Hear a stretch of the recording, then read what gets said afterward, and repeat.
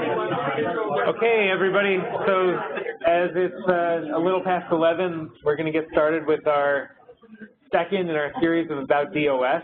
I thank you all for attending, either here or via technology, and my special thanks to John Furtado from the Division of Local Government Services for helping us to connect.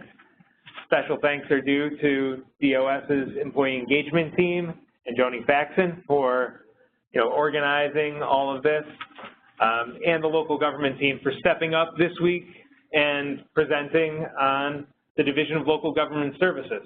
I think this is one of the most exciting presentations because, as I've learned, to learn about local government is to adore, love, respect the work. I mean, it's tremendous impact to see a group that, when you consider the scope of the state, and I'm sure we'll get into some of the details of number of municipalities, the number of constituents that they serve, that they train, the number of grants that they facilitate for efficiencies, and the impact and footprint that they have on making the state better in ways that help to reduce or maintain property tax levels, that help to increase the capacity of the public servants at every level of government throughout the state.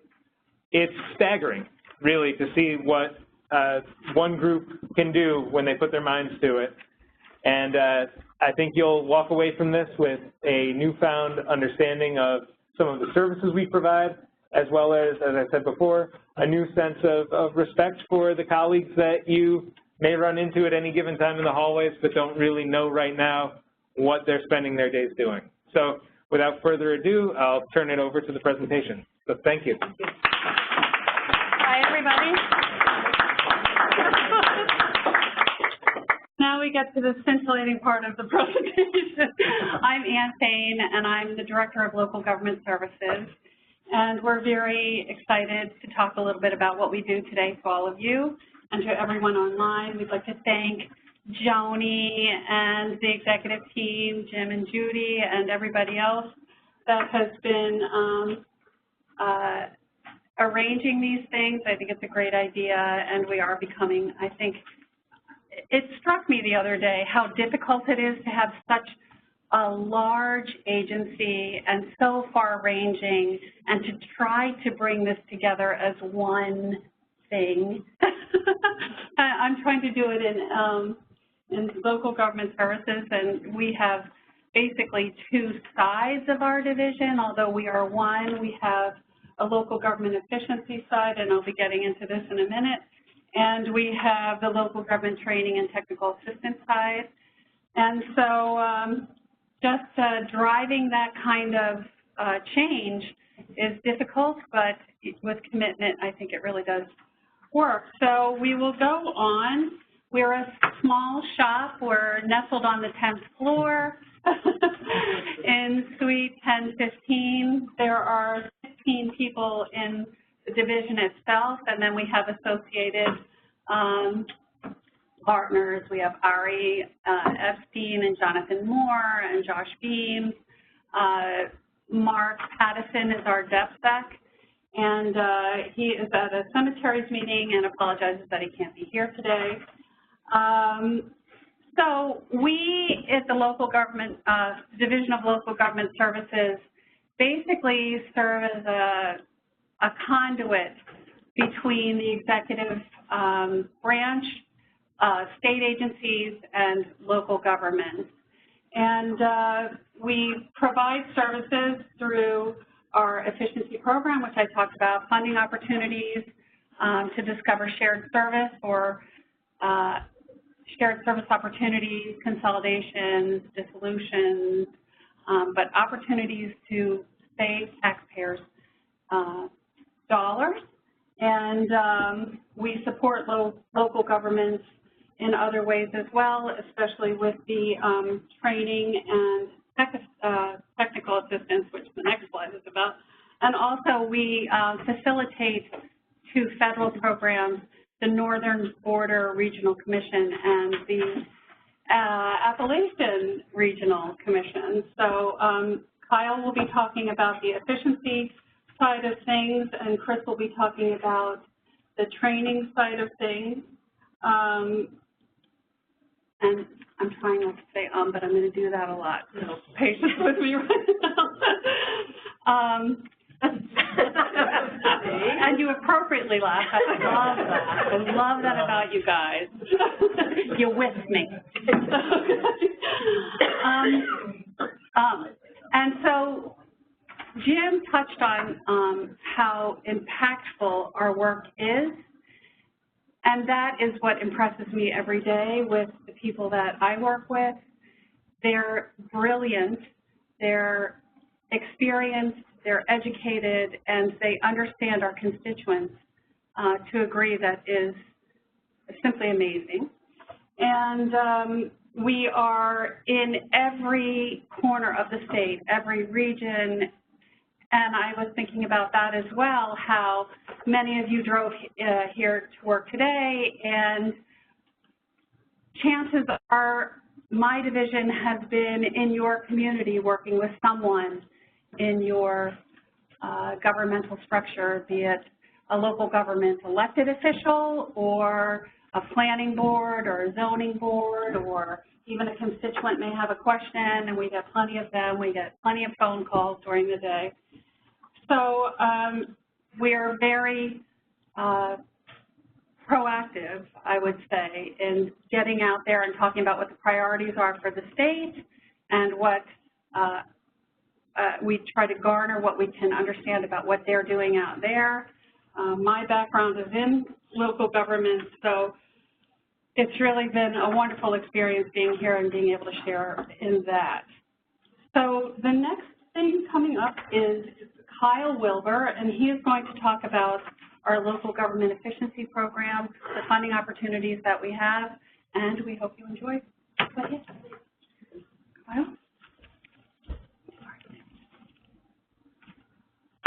Thanks, Ann. What we do well, too, is, I guess, lie to our bosses because they think we're so great. But first thing, there are a few local government alums in here. Can you raise your hand? Only two. Oh, Dave. Great, Dave. So welcome, and they're the reason we have all our good work. Lori Heithoff, Phil Burke, and Dave McLeod. Is anybody, just one question too, is anybody a local official? Good question. Does anybody have any family that were local officials? What? Sarah. What was she? She is... Don't worry about it. Sorry. Mayor. Oh, like a trustee, cool. So there's a lot of local government in New York State. There are actually now just under 1,600 general purpose local governments in New York, counties, cities, towns, and villages. No real rhyme or reason to what you are, just how you were created. So as Ann said, there's a lot that we do and a lot of folks that we do it with. And the folks we do it with are a lot smarter than us. It's hard for us to be experts in all the stuff local governments do. They provide water, wastewater, fire, police, code enforcement, you know, just a number of services. So we're really here just to help them do their job the best that they can do it. They're so busy that none of our staff came down, I don't think. Oh, Paul's here. Paul works with Chris. Our staff on our project development side for local government efficiency, John Demarest, John is brand new, not brand new, less than a year. Chris Grant, Joanne Ryan, and Carl Ublocker, and George was here. George ran out. George helps me on the regional program, which we'll talk about later. But all these folks are responsible for regions of the state, basically. So, you know, we try to provide our service. We try to regionalize our staff the best we can. You know, these are so many of us. You know, so we're all responsible for basically 400 local governments, which is a lot. But the idea of regionalizing our staff are that the challenges and the opportunities are not the same across the state. You know, everything's unique, so we try to do it that way. Ann mentioned, so we have our local government efficiency program, and Lori was there. when it all started as the Shared Municipal Service Incentive Grant Program. We have money to help local governments share services. We have money to help local governments consolidate. Nobody likes to consolidate. Everybody likes to have their own boards, but you know, our programs are pretty well subscribed, but we're always looking for new opportunities. Our local government programs really can fund any type of shared service or consolidation, from general government administration, public safety, water, wastewater, infrastructure. Folks call me and say, hey, what do you want us to do? And my response to them is, I don't live in your community. You know, I don't know what your issues are. You need to tell me. We can talk it through. You know, but some places are ready to do the full-scale local government consolidation. You know, that's a big step. But the reason why they're doing that is we don't have, you know, we're losing population. Folks aren't interested in working on volunteer boards.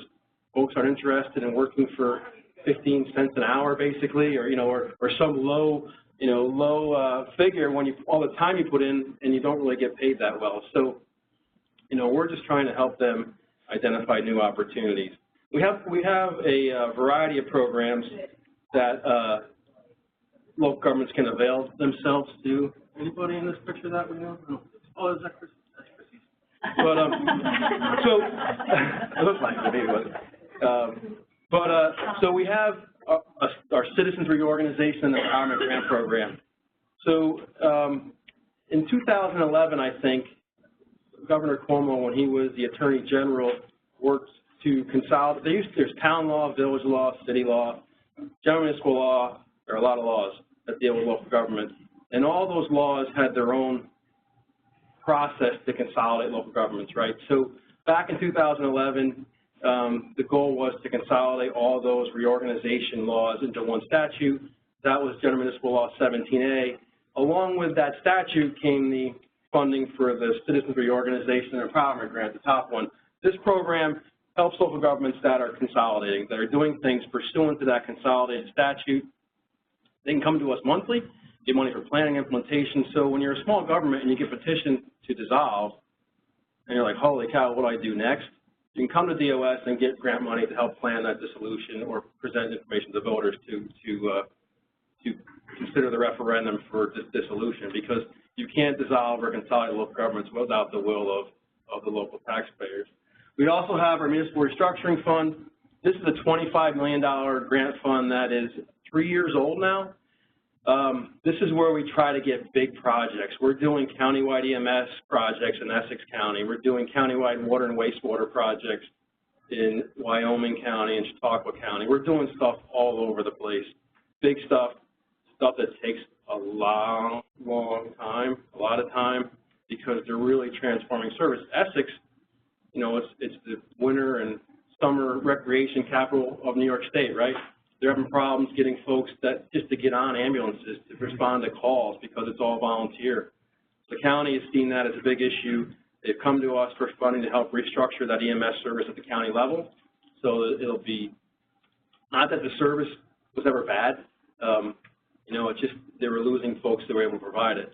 That's a key to our office. You know, we don't necessarily critique the way volunteers and part-time officials are doing their job, because they're doing the best they can. But we try to help them do it better. So big projects under the restructuring fund. We support the Financial Restructuring Board. The Division of Budget has a program where if we don't need to describe how you're fiscally stressed, but if you're fiscally stressed, you can go to DOB for a financial analysis of your local government. And then once that's completed, they'll make funding available to help you implement action. So we support the Restructuring Board. I didn't mention, I thought it was on the slide, but if you look at the bottom of this slide, we have $4 million in annual funding for a competitive grant round that runs through the consolidated funding application. I don't know, Sarah, how many years ago? 5, 6, 7, Lori? How many years ago did the CSA start? 7? 6, 8 or 9?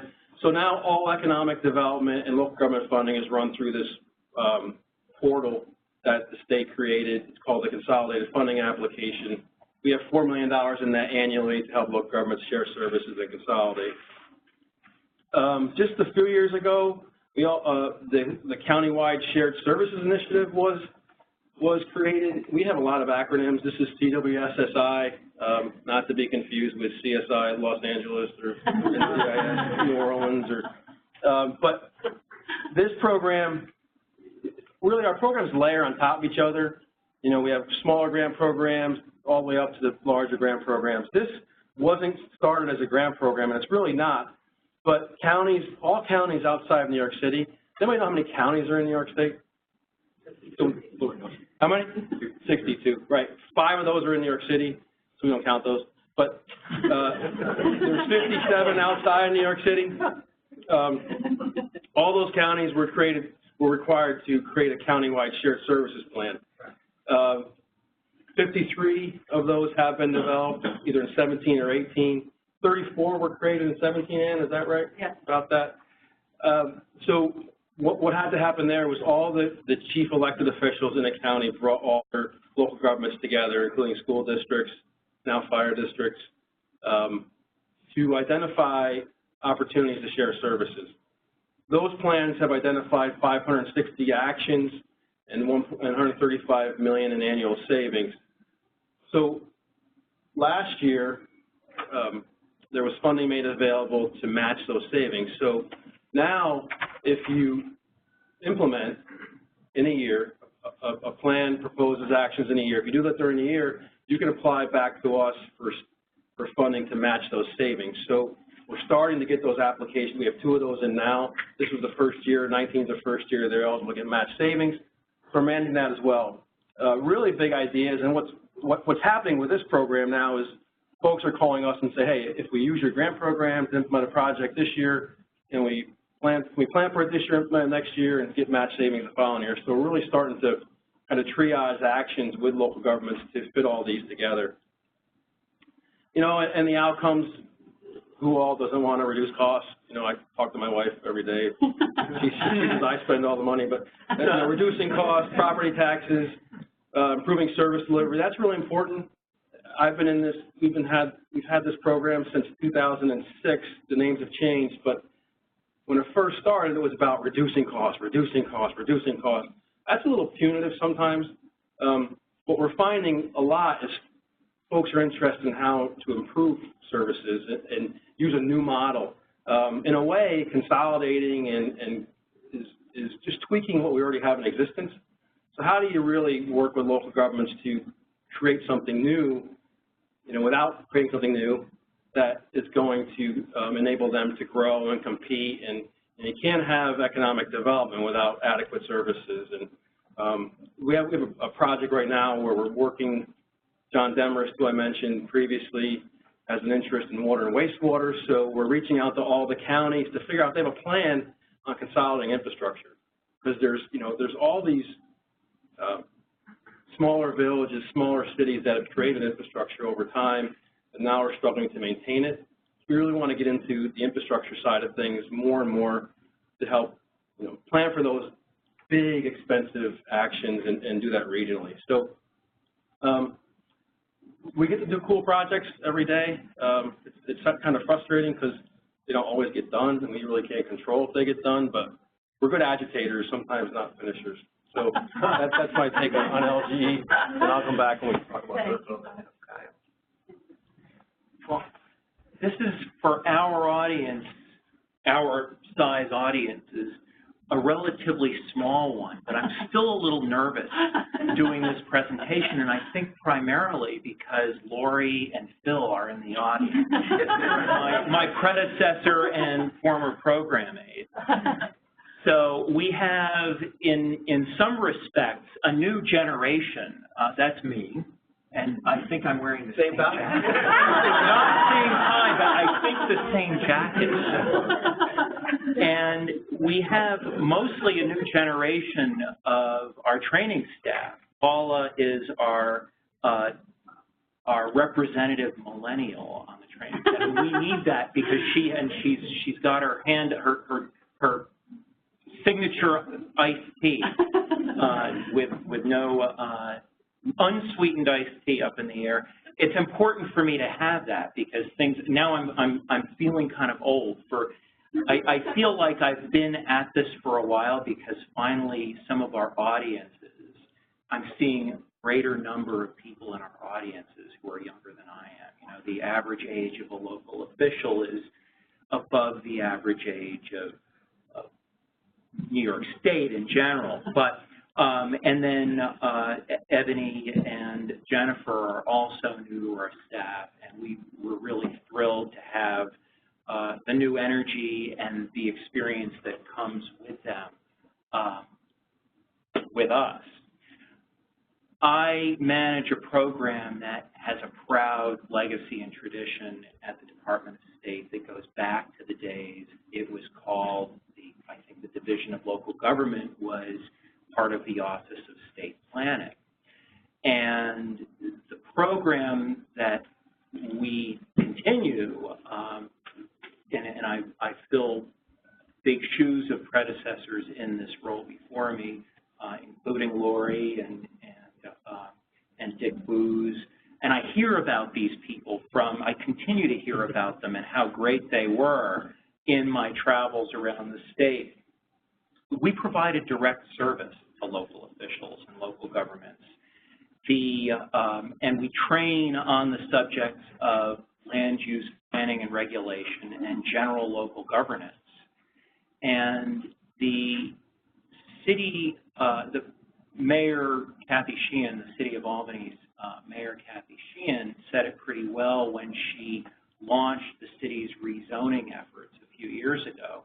She said one of the most important things that a local official does, an elected local official does, is help determine the future of a place through its land use decisions.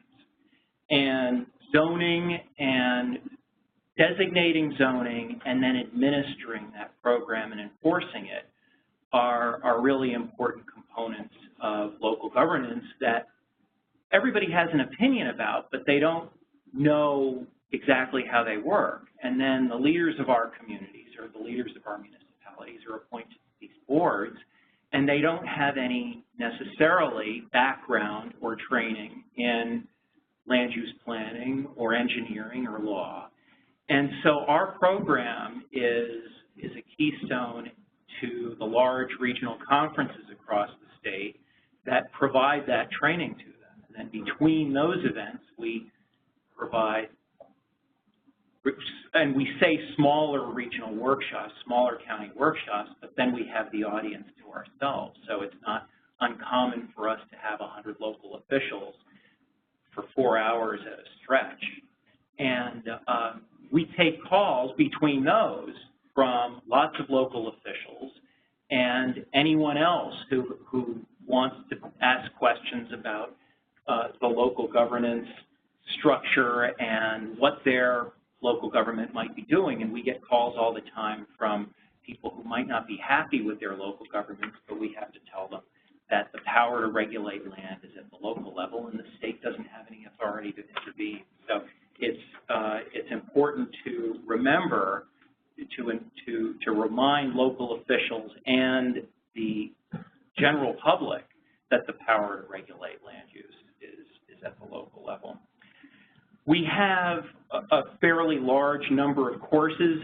Our catalog continues to grow, and a lot of the courses, our most common ones, the most popular ones, are those that are most fundamental and basic, because there's always turnover of local officials. The way these boards are designed is for one seat to open up on each board every year. People are reappointed, but there are lots of new people all the time.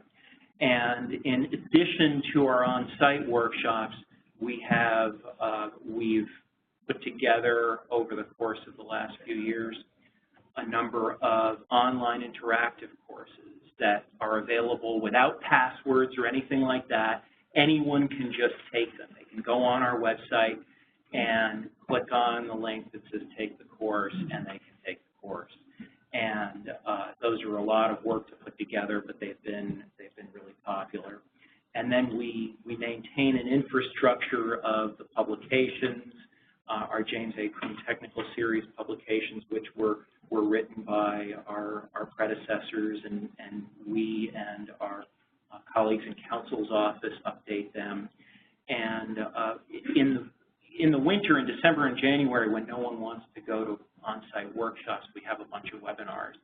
And because there's a training requirement for members of planning boards and zoning boards of appeals, you'd be surprised at how many people at the end of the year want to sign up for a webinar close to the holidays.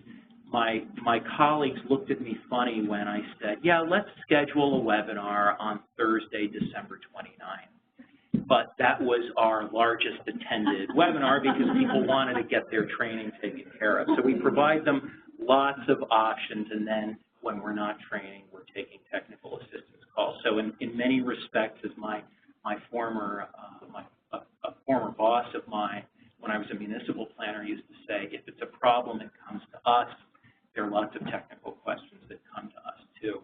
Our audiences include members of planning boards, which really administer the zoning regulations, the Zoning Board of Appeals, which is kind of like a court that provides variances and interpretations. I won't get into the technical aspects of it, but just so you know what all of these things are for those of you who don't. Enforcement officials of laws only as good as well as it's enforced, right, Gary? And municipal clerks, attorneys, professional planners, county planners call us and come to our trainings, and other municipal staff, and often the general public. And our goals are that we have a strong feeling that a better educated local officials make better decisions, better, more defensible decisions more efficiently. And those local officials, those local decisions have an effect on our quality of life as New Yorkers. So I'll take questions at the end, I guess. We'll probably be available for questions later.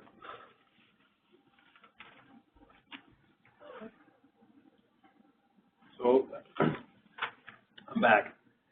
So Chris mentioned, are the audience getting younger, really? Yeah, they are. There were a number of people in our audience last night in Cortland County who were younger than I am. I was in a meeting who's been to Ellicottville? Anybody?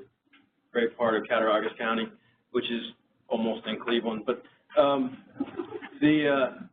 was at a meeting one time and presenting about our programs. I looked around, and I was the youngest person in the room amongst 100 different local officials.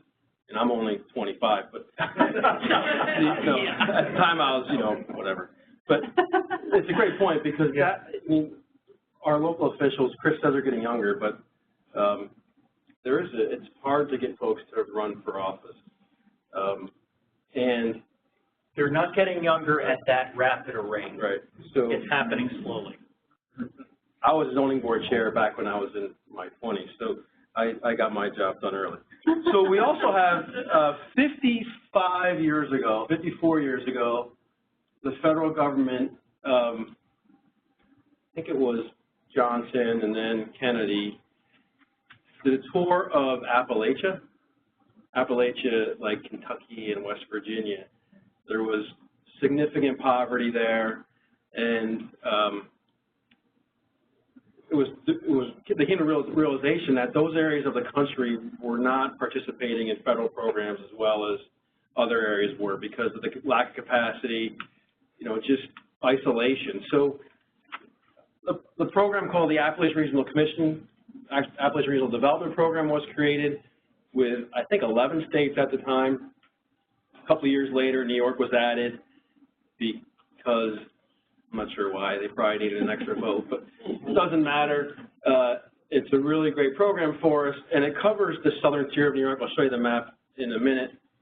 And because of the Appalachian program, there's been a handful of other regional commissions created around the country, including one that covers the Mississippi Delta, one that covers basically all the state of Alaska, called the Denali Commission. Then in 2008, there was a study done earlier than that, but in 2008, Congress agreed to establish the Northern Border Regional Commission, which covers Maine, New Hampshire, Vermont, and New York. So these are the overlay maps of, this is the Appalachian program and the 13 counties that are in New York, all the way down to Mississippi, and this is the current map of the Northern Border Regional Commission program. This map shows basically the economic competitiveness of our counties. You'll see the red in Kentucky, West Virginia, they're distressed. This is an older map. One of our counties, actually Allegheny County, is now moved into at risk, so it's going the wrong way. The red is sort of coming back to the north, frankly, and leaving some of the more traditional distressed areas for different reasons. And then Northern Border, this is population change. And Hamilton County, which is right here, has only like 5,000 people and is losing about 10% of their population every 10 years. So that's not too good. I think it's 5,000 people in Hamilton County year-round. So, so these programs were created, again, the ARC, they're really the same. They enable federal funding to be directed into isolated areas of the country at the direction of the states. So it's federal money that the states manage, not manage, but the states control, and then once the grants are made, the commissions actually manage it. They're not traditional federal programs because the states and the federal government both invest money into the management, so they're pseudo-federal government agencies. We work with regional planning boards in the region, in Appalachia, Southern Tier West, Southern Tier Central, Southern Tier 8. It used to be Southern Tier East. They went through a comprehensive planning process themselves and said their region's so big they needed something to throw them together. So they modified their name. They're called Southern Tier 8. And they used to only have 6 of 8 member-paying counties. Now they have all 8, so it's working, and they're all great. But so we invest in business development, entrepreneurship, education and workforce, infrastructure. All these projects have to have an economic development benefit. So we won't do infrastructure just for housing. We do it for either business expansion, business retention. Northern Border, again, very similar. All this stuff here, you see these greens, basically all of this was added. The lower half, western half were added, except for Seneca and Cayuga County, were added last year. The program was reauthorized for 5 years. These programs go through ups and downs. Presidents usually like to, a lot of them like to zero out the program they have in the past. Last year we were zeroed out, added back by Congress. But they're all authorized for 5 years, and the Northern Border Commission, when it was reauthorized, they added Warren, Washington, Saratoga, Rensselaer, Schenectady, Greene, Sullivan, and Livingston, Genesee, Orleans, and Niagara. So now basically, our state, I think I brought this pretty much, we've gone from having only 13 counties in regional commissions to 42 of 62, which is good and bad because the money doesn't always go up, so it's more competitive. But it does bring, like Sullivan County, is one of our more rural and distressed counties in the state. So, they probably need the resources. And I'll let Ann finish, but what's really outside of the money, so we get ARC, the Appalachian program, we get about $2.5 million a year to invest. Northern Border Regional Commission, it's newer, it's smaller, so we get more. In a way, we get $3.75 this year to invest in projects, but they also enable special focus on priority areas. So in Appalachia, if you think of West Virginia, Kentucky, what's the first thing, outside of distress, what's another thing you might think of? Oh, that. Who's it called? Coal? Right? Coal, right? So we're using less coal, we're mining less coal. So there are a lot of communities that have lost a lot of good paying jobs, right, for miners. So Congress directed ARC to create a program called POWER. It's called the Partnership for Opportunity and Workforce Economic Revitalization. And it's $50 million a year. They've received it for 3 years now. to make special investments in coal-impacted communities. When that came out, folks said, well, New York doesn't dig any coal, right? So why would we want to do anything? We don't dig coal, but we have manufacturers that were creating. There was a manufacturer in Allegheny County that manufactured widgets that recaptured heat for burning coal, and they were impacted by the decline. Transportation infrastructure has been impacted. So we are eligible. ARC did a study. Most of our counties have coal impacts. So we're developing really large projects, hopefully maybe a renewable energy project in the southern tier that will be able to access this coal, this power money. In the northern border, what do you think? Forest, right? Mm-hmm. So like coal, a lot of our northern border communities have been impacted by the decline in the forest economy. So Congress authorized $3 million last year and $4 million this year. So currently we have on the street a $7 million four-state notice of funding availability for projects that will help communities transform from, hopefully reverse the decline they're experiencing from decline in the forest products industry, paper, that type of thing. So these commissions enable direct focus on certain things. And just one other thing that I find really kind of cool that we can do with ARC, one thing in particular, we are soliciting right now with state education. ARC sends upwards of 10 students and teachers every year to the Oak Ridge lab in Tennessee, which is where they design nuclear power, different things. And these students and teachers go for 2 weeks and they work with scientists at Oak Ridge. And what it is we don't send students that are necessarily A students with the means to go to college. We try to identify B and C students who have an interest but need that extra, positive feeling about secondary education. And so that deadline is the end of the week, so we're feverishly trying to find students to go to Oak Ridge. So those are two really neat projects that we have through the ARC and Northern Border. We do a lot more on opioids is a big priority in the Appalachian program now. There's a special funding for that maybe, but it's very interesting. So Kyle, Oak Ridge is also opportunities for teachers too? Teachers, yep. High school, middle school, and teachers. Yeah. So we get to the impact of DLGS, and just one thing I was thinking about when we were talking was that, of course, maybe some boards are getting younger because the TV anchors are 14 years old now, so, so we can expect that. But our program since 2005 has given out 600 grants approximately with an award amount of $111 million, which is huge for local government.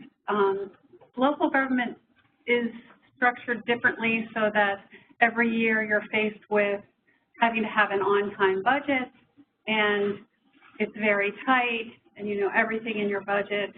And so they're really looking to us for guidance and resources and technical expertise, which is what we provide in our division. And we've closed 425 grants, and we've trained 94,000 local government officials. That's incredible. That's so many people. And then the 8,000 technical assistance requests that we get may take anywhere from 15 minutes to answer to a week or two, or more, depending, because it's research and valuable time that we devote to providing our constituents with the very best that we have to offer. The rest of us, I wanted to talk a little bit about where we see ourselves aspirationally. We would like to be very integrated with our data. Ari and Jonathan have been working with our division to create a contract status management database, and we have a local government technical assistance database, and there's the countywide shared service database, and their SharePoint workflows. Eventually, and I had a conversation with Kyle about this morning, aspirationally, we'd one day like to be to the point where we can tap into a consolidated database that you can say, you know, Glens Falls, and you can call up all of the tech requests they made, all of the grants they've been given, what their countywide shared service plan says, who the local government official is. And so that is one thing that we are hoping for in the future. The other thing that we'd really like to do more of in our division, and I know other divisions as well, is the comp planning, which has been talked about for a long time as far as the business plans for our division. We would like to be able to help local governments to be able to put together comprehensive plans, which many do not have, or they have something that's very outdated, or they maybe just have an LWRP or a BOA, but they don't have a comprehensive plan, which is the secret to getting funding. It's the secret to making decisions about where you're going to put the next Dollar General that approaches your community and you want to force pay. No. But that's a personal thing for me. Also, we would like to be the premier central locus of all information regarding local government and act as a true conduit between the executive branch, state agencies, our agency, obviously, and governing units at the local level, so that there is that hub of activity here and people know where to come. And with that, there is the rest of us. There's Mark, as I said, is DevSec. Susan Savage has been working the TWSSI initiative and has contacted all of the counties so many times that they're going to have a special seat for her in every county, I think. That is it. I want to also say that we have once a year a local government innovation conference. It is over at the Plaza. It's in November, and we would love for you to attend if you may, but we get around 100 to 200. We were hoping for about 240 people this year, and we were hit with, I don't know, 2 feet of snow the night before, and the keynote didn't come, and was really But we still had a good turnout. Experience, and we had good fun. Conference. And it was a great conference. We also recognize And we recognize the local governments that we work for with awards for the great work they're doing. So with that, if anyone has any questions or comments, yes. I'm curious, when you talk about the policies that the different counties are undergoing, is there kind of a theme, like are there projects that are just sort of slam dunk in most counties, and you're starting to see that kind of percolate to other counties? What are the big items? So yeah, the things that are the easiest are the things that you don't see. So technology is becoming a big. We're doing. Iowa County out past Binghamton just got funding from us to start a countywide technology program. So they're going to be basically providing all the ITS services for the towns and villages. And we asked the county IT director, we said, well, you got to go around and find out what the folks are going to save. And the one town supervisor says, well, I'm not going to save anything. I don't spend any money on it right now. Well, that's a problem because tech IT is where you get hacked. And, that's not good. So like when I said before that, I'm hesitant to say services aren't professional now because they are, but there's opportunities. Those sort of back office things can be professionalized even more. Infrastructure, because, you flush your toilet, you don't really care who's treating your wastewater. The ones that are the hardest are police, fire, the things you can really grab onto and sort of call your own. So, but, we're finding it's hard because easy to come up with the idea. It's hard to stay on it for 2 years and get it done, right? So, and we have 4 staff, so it's hard for us, 5 staff, it's hard for us to stay on it too. And then also the municipal consolidation. It's mostly just village dissolutions. They're the most local level of local government. They're created by the residents. They're dissolved by the residents more easily. We almost had 2 towns to consolidate in St. Lawrence County. Got to a plan. The board's ready to put it to the voters. One town said no because the town board member's son wanted to be the highway superintendent next, so he voted against it. So Rob Ropel, who has left us, lost the rest of the area that he didn't have. He was basically in the town of Clifton refined every month for a year and a half. Got them to the point to vote, and they tabled it. So and it's frustrating. It's probably the most frustrating job you can have because, but it's also.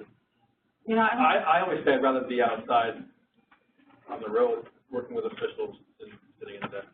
and I just would point out also that one area is healthcare consortiums, forming consortiums for healthcare has real potential for saving money because when you look at local government budgets, operationally they're very tight. They're dead on. They know how much this pen is. But so it's not the operational costs many times that are driving the significant increases to budget. It is health care and pensions. So being able to work, we have one particular project with BOCES, right? That's a prescription drug opportunity consortium, but they are saving millions and millions and millions of dollars.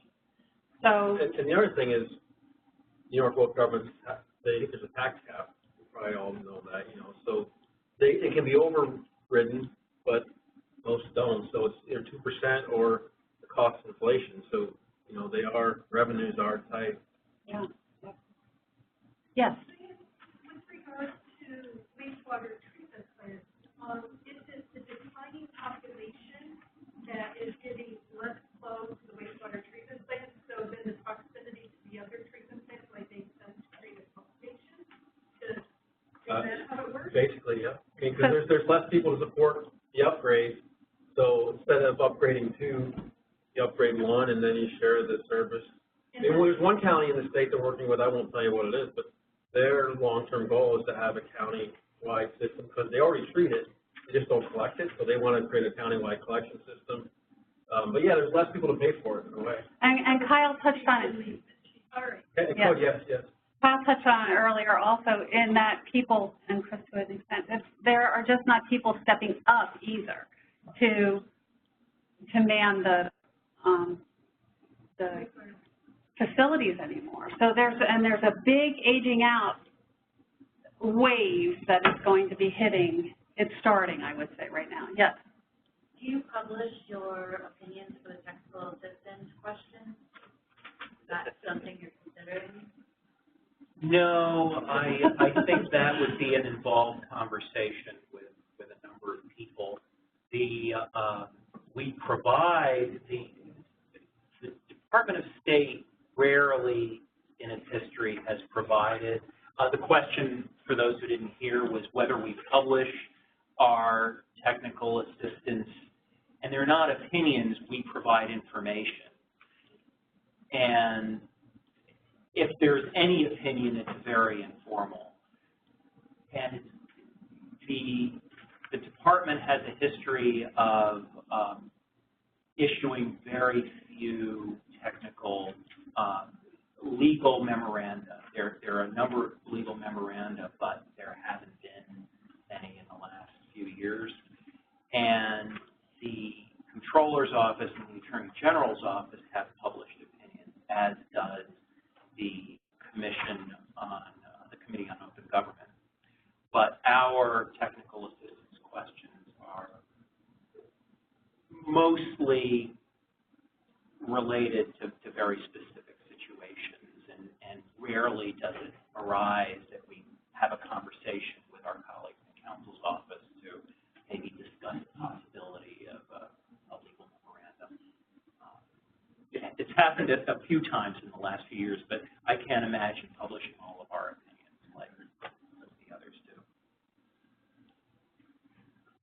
one other thing too. We're doing an assessment of water and wastewater facilities, treatment facilities, with a couple of interns that we have in the division right now, because what we'd like to see is the state able to make targeted investment, you know, not only with our local government efficiency grants, but then where would that tie into EFC or Department of Health or whatever other funding is out there.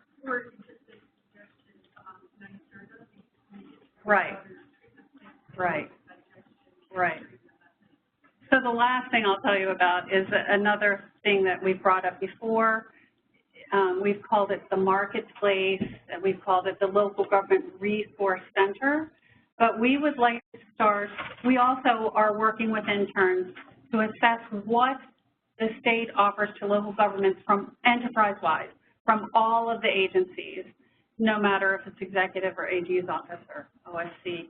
We want to know what all of the resources are so that when we're approached, we can say, well, you need to start here with your plan, you need to start here with your officials, but, you know, then you can move into this through comprehensive planning, and then you have access to all of this funding, so, which is what they're looking for. They just want to know where the money is. Using the infrastructure, one last thing to the point.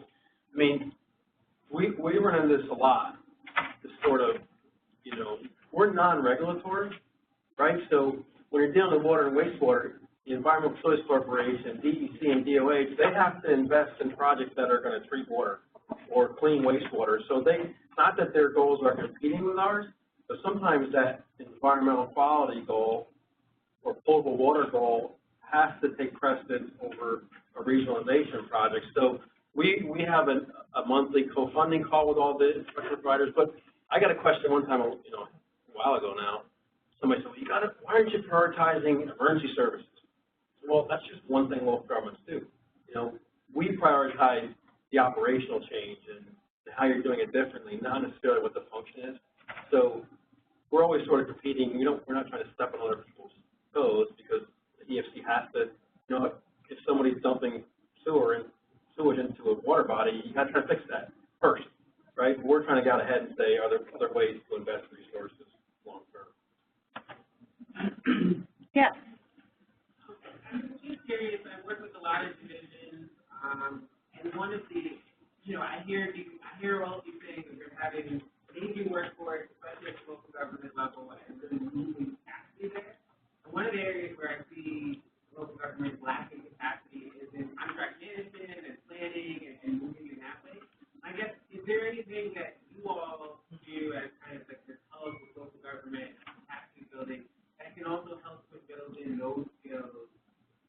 Because I think, you know, as you successful, which I think it would be, you then have all these additional opportunities for them to receive money, but still we haven't had that capacity at the level of them being able to process those requests for those grants. I guess, is there anything local government can do to kind of help that? Well, we provide a lot of guidance, and we walk people through things, but we are 15 people, and we cannot be all things to all people. So we're just trying to strategically address it. Yeah, we do have that's a good question. I mean, you know, they all have to procure their services based upon their own procurement policies, which are very similar, I think. But we do have a county has an application under our municipal restructuring fund right now, but it's not quite ready to go. That is going, their goal is to take over at least the engineering and the project management for all their infrastructure, countywide. You have $100 million in future needs, but, you know, they're saying, you know, we just invested X amount of money in this one community system. We know in 5 years they're going to be under consent again because they're not doing these things right. So it's Essex County of spill the beans. They have a really, so, you know, counties have different capacity. This county planning office, it's not even called county plan, it's called community resources. They have a really entrepreneurial staff, so that's what we'd like to share with our folks is they're going out and generating their own business, not just waiting for it to come to them. So that'll be a best practice, hopefully at some time to share. And some of these folks know all these counties we're talking about, you work with them as well. But you know, they're a really good office.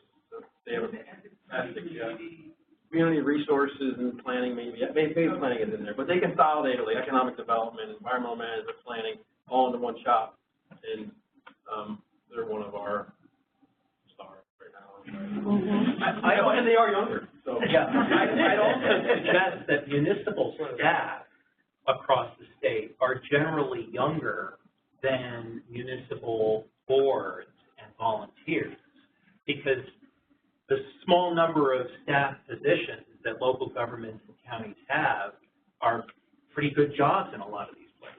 So they're attracting younger, entrepreneurial, energetic, creative people. It's in the volunteer jobs because of fewer younger families and just less availability among people of working age to serve on volunteer boards that some of them struggle in that regard. So we are just at noon. Do we have any questions from our WebEx colleagues who are attending? No. Such a thorough job. Well, I'd like to thank local government for sharing with us today. Thank you, everybody. We hope you get some mints. Please take a moment and fill out your evaluations and leave them on the back table or the front table as you leave. Thank you.